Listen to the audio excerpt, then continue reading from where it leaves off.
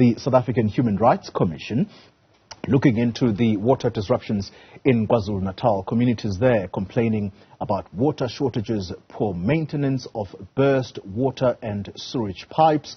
Let's get more now on this particular matter, and we'll speak to Mokonyama, and he is the acting Chief Operations Officer at the South African Human Rights Commission. A very good morning to you, sir. You have conducted this week-long investigations as to what is at the core of these water challenges in KZN. So, barring the April floods, the infrastructure in KZN, did you find that the government of the day there is well within its rights to extricate itself from the responsibility of maintaining infrastructure, or are they still at fault? Good morning, Xoli. Good morning to your viewers. The April floods just came up at the wrong time, for lack of better words. At the time when there had already been serious water supply issues in the province. The week-long inquiry was really aimed at looking at the challenges around water supply in the province even before the floods. So whilst we acknowledge that the floods have worsened the situation, the provincial government and the municipalities in the province still have the responsibility and are accountable for the challenges which the communities have been facing in the province.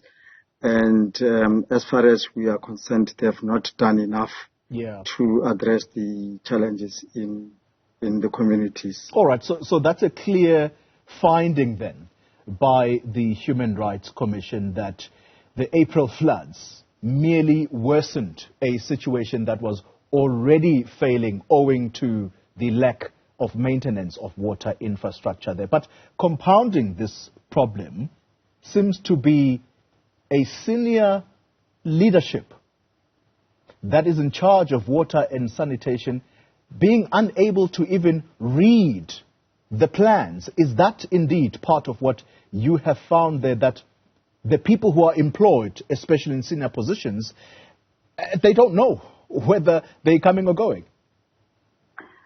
The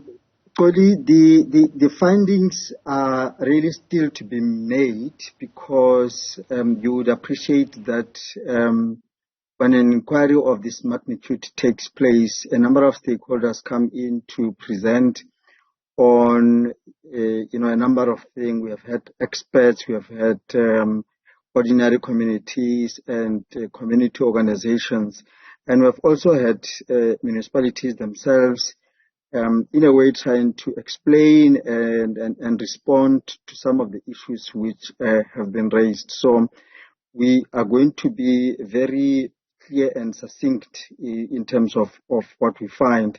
But, there is a myriad of issues really, from, infrastructure challenges, poor maintenance, insufficient budgets. At the end of the day, Gogo Dlamini in Tongat wants water, not explanations and excuses around why she's not able to get water. We all know that water is life, and if you don't have water, you are not able to survive. So we have gathered all those submissions. Few are still trickling in. We're going to quickly make sure that we put together a report with findings and recommendations. And I think what is very disturbing, even as we wrapped up the formal inquiry, is the experiences which communities continue to face of not having water, despite municipalities, particularly at eThekwini, having delivered water tanks to communities and continuing to fail to fill up those tanks, and thus leaving communities without water on a daily basis. That to us is very disturbing. Mr. Mokonyama, let me perhaps contextualize that question for the viewer. When I say the officials there, they simply don't know whether they're coming or going. Based on at least your preliminary findings, this is what your statement says, that you have found evidence of sabotage, political interference, unskilled senior managers and staff unable to read water plans. And then you say to yourself, all right, so how much would it take to fix these problems? And there is a figure there that has been put up to say the master plan, the 2018 master plan at least, has basically come up with a figure of about 2.3 billion, which would be required to try and fix this problem. But if you have problems such as senior staff unable to read water plans, I put it to you that you are saying that you would simply be throwing money at the problem when, in fact, the problem is sitting higher up. You're absolutely correct, Toli.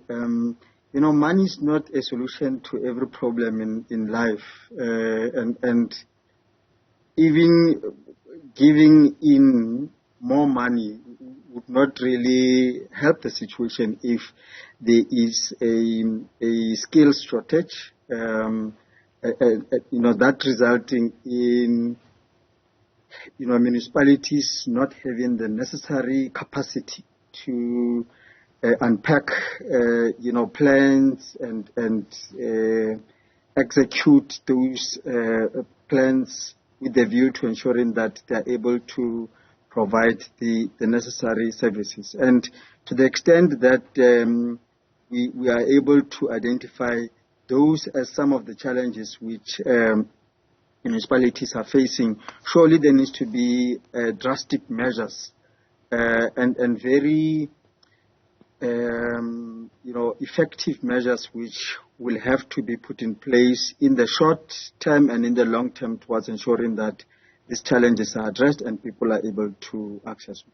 All right. So perhaps to round up our conversation then, as part of your recommendations, once your report has been concluded, to those that you are going to be giving it to, am I correct to assume that key to your recommendations would be perhaps a wholesale change of the management, at least in the Umsunduzi municipality, which includes the area of Pietermaritzburg?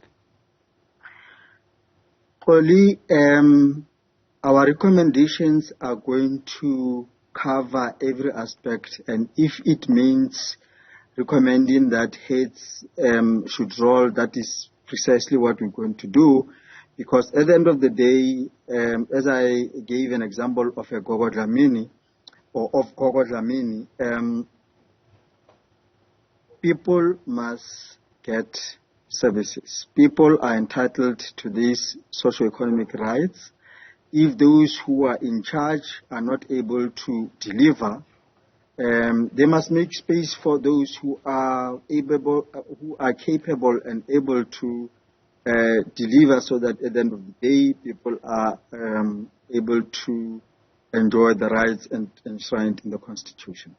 Eric Mokonyama is the acting Chief Operations Officer at the South African Human Rights Commission. They've conducted a week-long investigation about the water woes, even before the April floods, as you heard him say. And the problems are very clear for all to see as to where exactly they are. Let's leave that there for the moment.